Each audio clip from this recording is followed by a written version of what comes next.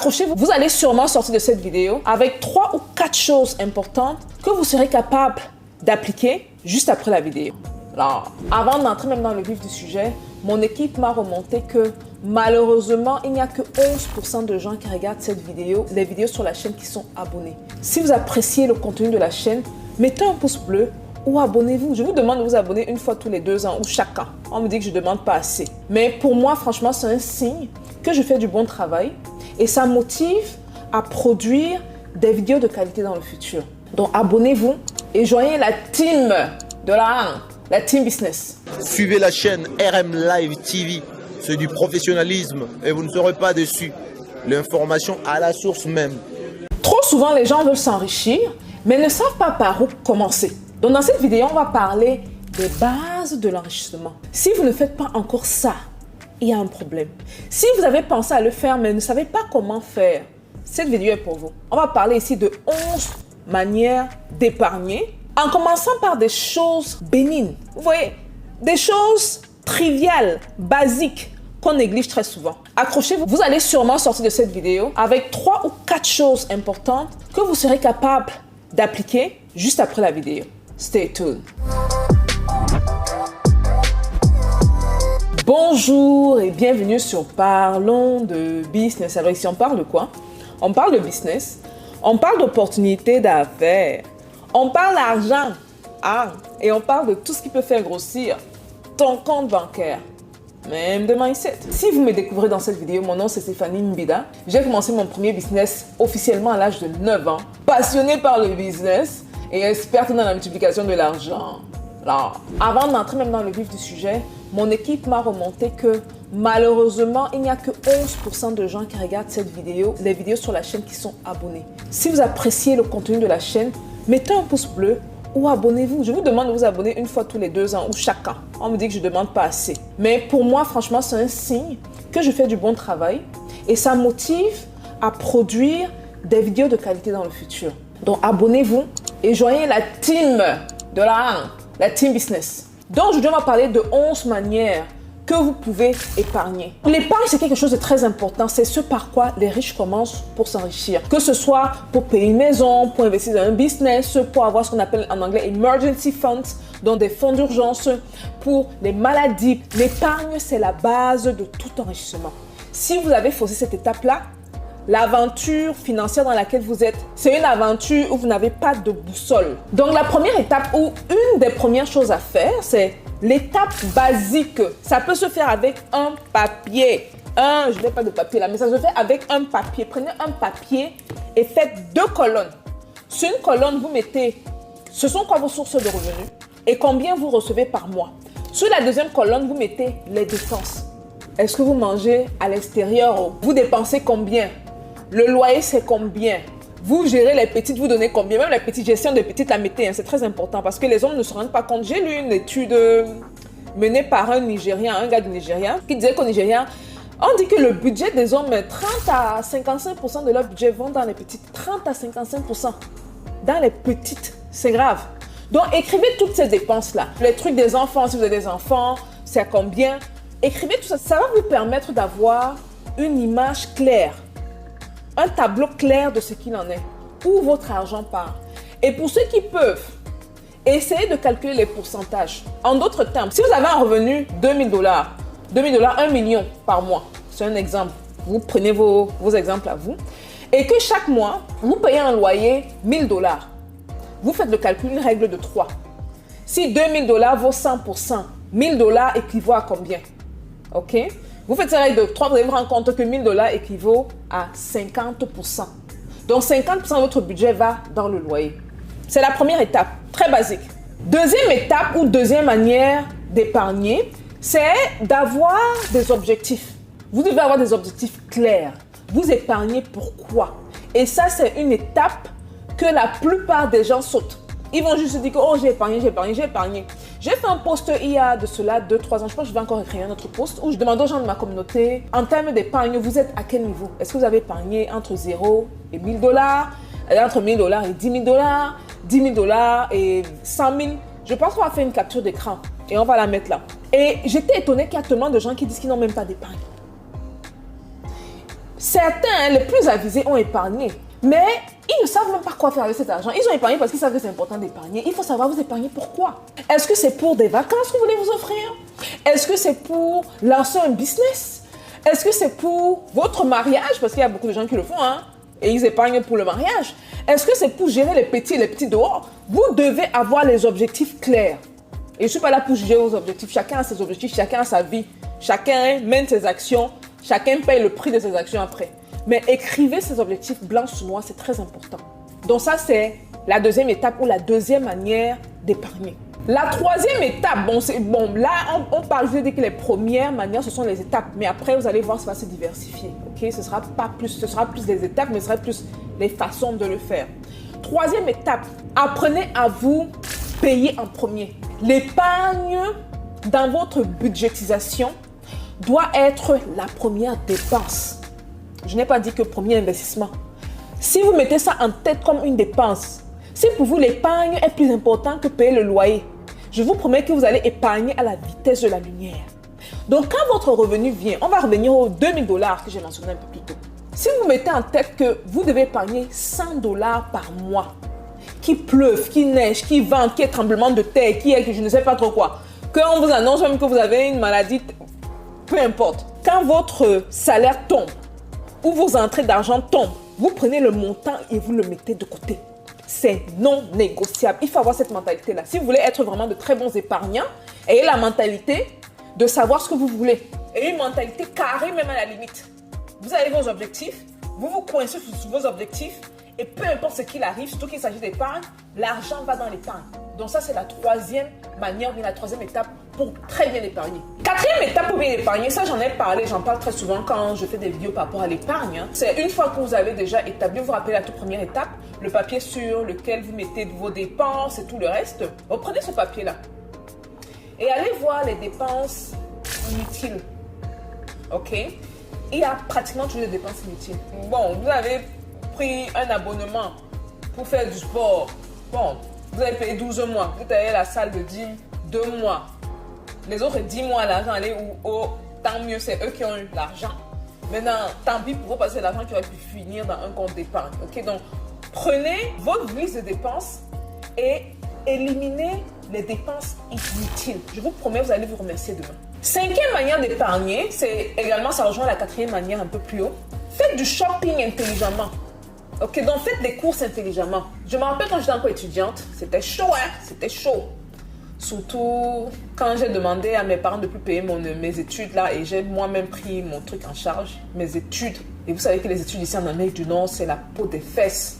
Les gars, c'est pas une affaire de 5 000, 10 000 $, c'est cher. Là, je me suis retrouvée avec un budget misérable. Je ne suis même pas sûre que le budget nourriture, je dépensais combien? C'était 200, 300 $ par mois. Et je me suis rendu compte qu'une bonne manière d'épargner, c'est d'acheter les choses en gros. Je me suis dit, bon, si je pars au supermarché, j'achète une bouteille. La bouteille, à elle seule, le prix unique peut me revenir par exemple à 1 $. Maintenant, si j'achète un pack de 6, je vais dépenser 5 $. Ça veut dire que la bouteille me revient à moins de 1 $ et donc j'épargne. Donc, soyez intelligent dans vos dépenses et dans vos manières de dépenser l'argent. Autre chose également que je faisais, c'était de comparer les prix en ligne. Si j'ai besoin d'un appareil électronique, je vais faire la comparaison par exemple entre Target, Best Buy, Walmart. Et l'avantage maintenant qu'on a aujourd'hui avec le AI, l'intelligence artificielle, c'est qu'il y a des logiciels qui te font ça. Hein. Vous prenez votre chat GPT, il y a tellement de sites.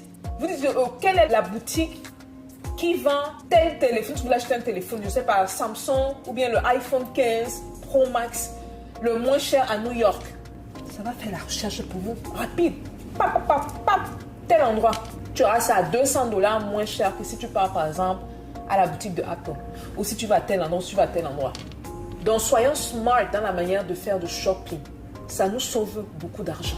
La sixième manière, et ça sort un peu de l'ordinaire, c'est il faut construire ce qu'on appelle un fonds d'urgence. J'aime très souvent raconter cette histoire de moi dans mon couple, comment 2016 était misérable pour nous. 2016-2017, fin 2016. C'était une année que je n'ai pas envie de revivre parce que je ne m'étais pas rendu compte de l'importance d'avoir des fonds d'urgence. Moi, qui suis formée en finance, ça c'est ma formation universitaire. Finance de marché, finance d'entreprise, tout ce qui est finance, ça c'est mon mon expertise là-bas. Maintenant, il y a l'expertise de l'école, il y a la vie réelle. Et dans la vie réelle, il n'y avait pas de fonds d'urgence. 2016, on est passé par une période très difficile. Et là, je me suis rendu compte de l'importance d'avoir des fonds d'urgence. L'erreur que j'avais faite, c'était de prendre, je dirais 95% de mon argent, mettre dans des investissements long terme. Ou investissements de 2 ans, 3 ans, 4 ans, 5 ans. Tu ne peux pas ressortir ton argent comme ça. Que ce soit des investissements dans la bourse, sur les sites comme Prosper dont j'ai parlé, investissements dans l'immobilier au Nigeria, ce genre d'investissement que je faisais beaucoup à l'époque là. On était dans les pépins. Donc ne faites pas cette erreur là. J'ai compris ma leçon, j'avance et j'aimerais que vous compreniez l'importance d'avoir un fonds d'urgence. Ayez en épargne 3 à 6 mois de votre revenu. En d'autres termes, si on revient encore à l'exemple du $2000, rassurez-vous que peu importe ce qu'il adviendra, ayez au minimum 6 000 $. Ça représente 3 mois de loyer. Minimum. Idéalement 1 à 2 ans. Idéalement. Pour que si quelque chose advient, vous perdez votre boulot, il y a une urgence, une maladie, que sais-je, la vie est tellement incertaine. Si une chose certaine dans ce monde, c'est l'incertitude de la vie. Ayez toujours un fonds d'urgence. Ça, c'est la 6e manière d'épargner. Et beaucoup d'entre vous allez me remercier plus tard. Ou même certains ont eu à vivre ce par quoi je suis déjà passé. Ils se sont demandé, mais comment est-ce que la vie nous réserve ça? Ne soyez pas l'une de ces personnes. Et c'est une des raisons pour lesquelles je suis également sur Internet. Pour nous éviter de commettre certaines erreurs que je vois les autres commettre, mais également les erreurs que moi-même j'ai commises. Ce qui nous amène à la 7e manière d'épargner. Et ça, on va entrer dans un concept que j'ai appris. Il y a une noire américaine là, elle donne de très bons conseils au niveau de comment construire le crédit. Son petit nom, c'est Budgetnista. Je ne suis pas sûre de son nom. Je la suis sur Instagram, ceux qui veulent voir. Allez regarder dans mon Instagram. Regardez les gens que je suis. Elle est dans ces gens-là. Elle donne des conseils superbes. Elle a aidé à ce que mon crédit passe. Je pense que j'étais un crédit de 650. Je suis pratiquement un crédit parfait. Je suis à plus de 780 là présentement. Un des conseils qu'elle a donné qui m'a beaucoup marqué, c'est le conseil sur les taux d'intérêt. Les dettes à taux d'intérêt. Ça ne va pas s'appliquer pour ceux qui sont en Afrique, plus pour ceux qui sont ici. Si vous avez 3 cartes de crédit, n'est-ce pas? Et que les intérêts varient. Il y a une carte taux d'intérêt de, je sais pas, 20%, une de 4%, l'autre de 1%. 1% dans nos rêves. Mais bon, c'est pour rester positif. Quand vous payez la carte de crédit, la manière intelligente de payer la dette, c'est d'abord se débarrasser de la carte de crédit avec le taux d'intérêt le plus élevé. Ça nous fait gagner beaucoup d'argent. Et ça a ce qu'on appelle un effet boule de neige. Parce que si une bonne partie de l'argent que vous allouez aux 2 autres cartes de crédit, vous prenez cet argent-là, vous mettez dans la carte de crédit qui a le plus gros taux d'intérêt. Une fois que cette carte de crédit est payée, vous pouvez maintenant utiliser l'argent de la carte de crédit avec le plus gros intérêt et balancer ça sur les 2 autres cartes de crédit. Moi, personnellement, c'est comme ça que je me suis débarrassée de ma dette parce que je ne veux pas vous mentir, je suis arrivée dans ce pays. C'est là. On m'a donné l'argent gratuit, je ne comprenais pas ça. On te donne carte de crédit de 10 000. Vous savez que quand vous venez faire les études ici en Amérique du Nord, il y a la caution que les gouvernements demandent pour venir ici. Mais une fois ici, moi, on me vient mon argent annuellement. Et c'était à moi de gérer. Maintenant, la banque voit autant d'argent. Ils voient les mouvements dans le compte bancaire. On t'ouvre les cartes de crédit. 5 000 $, 10 000 $, 20 000 même parfois illimité. Les enfants de ministres là. Que papa, maman, j'ai besoin d'argent, on envoie 5 000 $. On te donne une carte de crédit illimitée. Tu peux devenir fou. Tu peux devenir fou. Donc, je suis tombée dans ce piège-là. Est-ce que je vivais vraiment au-dessus de mes moyens? Pas vraiment, mais je dirais que j'avais le plaisir. J'avais au moins le plaisir d'avoir, je pense que ma plus grosse carte de crédit quand j'étais étudiante, c'est une carte de 5 000 $. J'avais le plaisir d'avoir une carte de crédit de 5 000 $. Ok? Et je dépensais cette carte de crédit-là. Donc, je pensais que j'ai parfois 1 000 $, parfois 1 500 $. Mais je pense que quand j'ai fait le gros déménagement, que j'ai eu à dépenser pratiquement tout ce qu'il y avait sur la carte de crédit. Parce que j'ai eu à déménager d'une ville à une autre. Et ça, c'était compliqué. La ville où je devais arriver, il fallait acheter les meubles, il fallait acheter une petite télévision, il fallait acheter le minimum, hein. Pas grand-chose, mais ça va très vite, l'argent finit très vite, surtout quand tu n'as pas d'emploi. Il faut payer le loyer, il faut... Bref, on se comprend. Donc, je suis tombée dans ce piège-là, et ceux qui peuvent ne pas tomber dans le piège de tout dépenser, maintenant, je vous demande de ne pas prendre de carte de crédit. Ceux qui vous demandent de ne pas prendre de carte de crédit ne savent pas comment construire le système de crédit aussi aux États-Unis ou au Canada. Les cartes de crédit sont cruciales. Si vous voulez construire un bon crédit, c'est important. Prenez votre carte de crédit de 5 000 $ ou de 2 000 $. Vos dépenses de la nourriture, par exemple, vous les passez sur la carte de crédit et vous les remboursez à la fin du mois. Moi, c'est le système que j'avais et que j'ai eu. Et j'ai build mon crédit, build up, jusqu'à ce que j'arrive au niveau où je suis. La 8e manière d'épargner, je vous ai parlé tout à l'heure de emergency funds, les fonds d'urgence. Maintenant, c'est important et ça, on élève un peu d'un cran, parce qu'on vous a dit épargner. Maintenant, si vous avez un peu d'argent, au lieu de prendre l'argent et de les déposer dans un compte, ce qu'il faut plutôt faire, au lieu que l'argent soit assis, une fois que les fonds d'urgence aient été mis de côté, je mentionne ça, vous pouvez prendre cet argent-là et l'investir dans des bonds. My God, je perds mon français. Comment on dit bonds? Je n'ai aucune idée. Dans des bonds, B-O-N-D-S, ou investir dans les 401k, les plans de retirement. J'ai parlé de Prosper ici plusieurs fois. On a eu des retours très positifs. J'en ai parlé surtout l'année passée, beaucoup. Et beaucoup sont allés investir. On a eu beaucoup de retours positifs par rapport à ça. Donc, il y a des plateformes d'investissement. Donc, au lieu que l'argent rentre, je vous ai déjà dit, moi, dans mon cas, quand j'ai des revenus, vu que j'ai plusieurs business, ces business me payent. Donc, quand l'argent arrive, l'argent est automatiquement viré dans un de mes comptes, parce que j'ai 2 comptes prospères, dans un de mes comptes prospères, automatiquement. Ça parle d'un compte d'épargne. Mais ça, dans un compte d'épargne, s'asseoir, ça ne fait pas de bébé. Ok, donc c'est une manière intelligente d'investir, parce que souvent, si vous regardez les taux d'intérêt des comptes d'épargne, autant prendre votre argent et mettre dans des investissements qui vont rapporter plus. Il y a également le stock market, la bourse. J'ai parlé également de Robinhood. Ceux qui ont peur, essayez $50, $25, $100. Que sais-je, des petits montants, mais essayez. Il ne faut pas laisser l'argent assis à des taux d'intérêt minables. 1%, 1 point. Le taux d'inflation même te mange tout ça. À la fin même, tu perds de l'argent. Ce qui nous amène à la 9e manière d'épargner. Et ça va rejoindre plus ou moins un des points que j'ai mentionné un peu plus haut, mais de manière un peu plus brutale. Réduisez les coûts des plus grosses dépenses. Je me rappelle, j'ai fait une vidéo ici, à mes débuts sur YouTube. J'étais en 2021, où je parlais de ceux qui vivent dans les appartements, les grandes maisons, là, de sortie, ce sont des dépenses. Surtout s'ils n'ont pas les biens immobiliers qui vous ramènent l'argent. Ce sont des dépenses. Je suis désolée, ce sont des...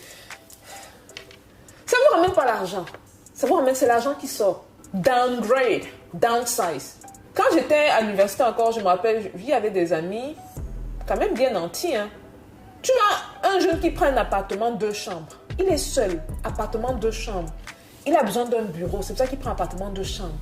Oui, mais dans ton salon là, le grand salon là, tu peux avoir un petit coin bureau. Ou dans ta chambre même, tu peux avoir la section du lit, un tout petit coin bureau. Et prendre un appartement 2 chambres, par exemple, ça peut te revenir à l'époque, je ne me rappelle pas trop les prix là, $1,200. Appartement, une chambre te revient à $800. Tu gagnes $400 le mois. Prends ce $400, tu le mets dans un compte d'épargne ou de manière plus intelligente, tu le mets dans les portfolios, comme ce que j'ai mentionné un peu plus tôt, ou les sites d'investissement. Des trucs qui peuvent te faire, tu as des retours de 10%, de 12%, ou tu investis même sur les entrepreneurs, ou tu investis dans le real estate, que sais-je. Tu as $400 par mois, comme si tu ne te rends pas compte. À la fin de l'année, tu as $4,800. Avec ce qu'on appelle compound interest, les intérêts composés calculés. Après 10 ans, ça fait combien? Vous ne retrouvez pas facilement même un bon $100,000 dans la poche. Facilement. Mais les gens ne voient pas ça. On se dit que 10 ans c'est loin. 10 ans c'est loin. 10 ans c'est à côté. C'est très à côté. Donc il faut avoir la discipline de réduire ces dépenses les plus importantes. Une des manières également de réduire les dépenses les plus importantes, je me rappelle, il y avait un couple en France qui a laissé également un commentaire. Ils nous ont écrit pour dire qu'ils ont des enfants et tout. Mais c'est un couple parisien. Je pense qu'ils vivent dans quel arrondissement? Un arrondissement bien, près de Boulogne, près du 16e en tout cas. Ils sont dans un grand appartement de 3 chambres. Ils ont 2 enfants. Je pense que c'est 2 garçons, 2 filles. C'était le même sexe, donc ils peuvent rester dans la même chambre. Donc ils disaient que bon, ils pensaient à le faire, mais ils ne voulaient pas frustrer les enfants. Et ils donnent l'âge des enfants, ils ont 4 ans et 6 ans. Tu vas frustrer ton enfant de 6 ans. Est-ce que, je suis désolée, là c'est le côté africain qui ressort. L'enfant de 6 ans même a quoi à dire sur la vie? Parce que l'argent qu'on épargne là, c'est pour eux, hein. C'est pour leur futur. C'est pour prendre cet argent-là, peut-être lancer un business, pour que cet argent fasse des bébés, payer leurs universités, on veut les envoyer dans les très bonnes universités demain, mais on ne veut pas ça avec la bouche, on ne fait pas ça sans action concrète. Donc, ils se disent, oui, c'est ce qu'on veut faire, mais on n'est pas trop sûr, et machin truc, avoir des inconnus ici, oui, mais quand on fait du Airbnb, par exemple, comme là, moi, présentement, je fais du Airbnb. Ceux qui ne savent pas, oui, je fais du Airbnb. On est au Bénin, on est en Côte d'Ivoire, on est au Cameroun. Regardez en bas, dans la barre des commentaires. Donc, si vous visitez un de ces 3 pays, n'hésitez pas à passer par un de nos Airbnb. C'est de l'argent. Maintenant, quand moi, je visite ces pays-là, Vous pensez que je vais encore aller me prendre un appartement? J'ai vu dans les commentaires, oui, mais tu peux pas partager ton espace personnel. Mais on trie les gens qui viennent. Ce n'est pas n'importe qui va venir avec une énergie bizarre ou des gens un peu, je sais pas trop quoi. On trie les gens qui viennent. Si quelqu'un dans Airbnb a un historique et toutes les personnes chez qui il est passé se plaignent, bon, pourquoi le laisser chez nous? Bon, il n'y a pas de... It doesn't make any sense. Donc, vous pouvez dire même les petits sacrifices par lesquels on doit passer. Parce qu'on est toujours sur le chemin de l'enrichissement. Parce que nous, on vise le milliard de dollars. Hein. On vise le... C'est que là où je suis là, vous croyez que là où je suis là, il n'y a que Dangote qui peut comprendre mon état d'esprit. Il n'y a que lui. Donc, quand on se met un objectif en tête, il y a des sacrifices à faire. Donc, si c'est que vous devez sous-louer la troisième pièce, pourquoi par exemple ne pas prendre un étudiant ou quelqu'un de recommandé qui paye son loyer, quelqu'un de très discret. Vous le voyez à peine. Vous voyez peut-être la personne passer, oui, bonjour, boum, dans la chambre. Personne ne sort. Vous donnez même la chambre, envoyez la douche. Là-bas. Il peut aussi avoir plus ou moins, où elle peut avoir accès à la cuisine. Vous avez vos critères. Mais vous faites de l'argent. Surtout le quartier qu'ils ont donné. Là, c'était un quartier quand même assez huppé. Je me suis dit que, mais, ce sont des gens qui peuvent, ils ne vont pas se faire pas moins de 400-500 euros par mois avec juste une pièce. Cette pièce-là. Et c'est beaucoup d'argent. C'est pratiquement le SMIC même, c'est de combien? Ceux qui sont en France à donner le SMIC, c'est de combien? Donc, ce qui nous amène au 10e point. C'est important de faire la différence entre les besoins et ce qu'on veut. Vous savez, faire le choix entre ces deux-ci fait la différence nette de ceux qui réussissent et de ceux qui échouent. Claire! On le dit souvent, je vais le répéter ici. Le succès dépend des choix qu'on effectue. Et ce 10e point, c'est un choix qu'il faut effectuer entre quelque chose dont vous avez vraiment besoin et quelque chose que vous voulez. Donc, avant d'acheter quelque chose, demandez-vous, est-ce que j'ai réellement besoin de ça? Moi, j'ai eu une grosse discussion avec monsieur là qui me réservait une surprise ici à la maison. Je suis arrivée et le gars a acheté une télévision. Je ne sais même pas par où commencer. Si je vous amène à la maison là-bas, et chez moi, vous aurez la télé là, vous aurez un arrêt cardiaque. Est-ce que vous avez vraiment besoin de ça? Pas vraiment. Mais je lui ai parlé, il a compris et on est en train de travailler dessus. Mais sinon, le point ici que je vais faire, c'est que c'est très important de savoir qu'est-ce qui est vraiment nécessaire. Et quand ce n'est pas nécessaire, n'achetez pas. Et faites même au-delà de ne pas acheter l'argent que vous aviez prévu pour acheter ce que vous pensez dont vous avez besoin là. Nous, les femmes là, oh, il faut notre robe. Oh, il faut notre pantalon. Oh, je n'ai pas le rouge à lèvres de telle couleur. Oh, le vernis a fait quoi? Prenez l'argent et mettez dans les comptes d'épargne. Vous allez vous remercier plus tard. Ce qui nous amène à la 11e manière d'épargner. Et je l'ai mis en dernière position parce que souvent les gens n'aiment pas écouter tout ce qui touche à la tech. C'est la technologie. Mesdames et messieurs, s'il vous plaît, il y a des applications technologiques ici dehors pour nous aider à épargner, pour nous aider à avoir les bonnes habitudes, pour nous aider à ne pas dévier, pour nous aider à nous mettre sur le chemin de l'enrichissement. Dans la technologie, avec le AI là, si vous voulez même une vidéo sur l'intelligence artificielle, dites-moi. Les gars sont en train d'observer ça, c'est fou. Nous, vendeurs sur Amazon, on est en train de trouver des produits avec l'intelligence artificielle, des trucs qui nous prenaient parfois des semaines à trouver. Oh, man! Je vous promets, la mise à jour du coup Amazon qui arrive là, c'est détonnant. Ce n'est pas qu'on dit que les millions qu'on va... C'est à peine de milliards, c'est détonnant. Bref, pour venir dans le cœur du sujet, la technologie est là pour nous aider à épargner. Voici donc 11 manières d'épargner que je vais partager avec vous. J'espère que vous en ferez bon escient. N'oubliez pas de vous abonner si vous n'êtes pas encore abonné. Cliquez sur la cloche de notification. C'est une manière pour vous également de me montrer que vous aimez le contenu de cette chaîne-ci. On se voit à la prochaine vidéo, les gars. Okay? Et n'oubliez pas d'épargner. Oh. Épargne, c'est à faire dans la... Peace out. Yo, ici Cappuccino, Albigi, El Guapo, Mister la musique bio, sans microbes.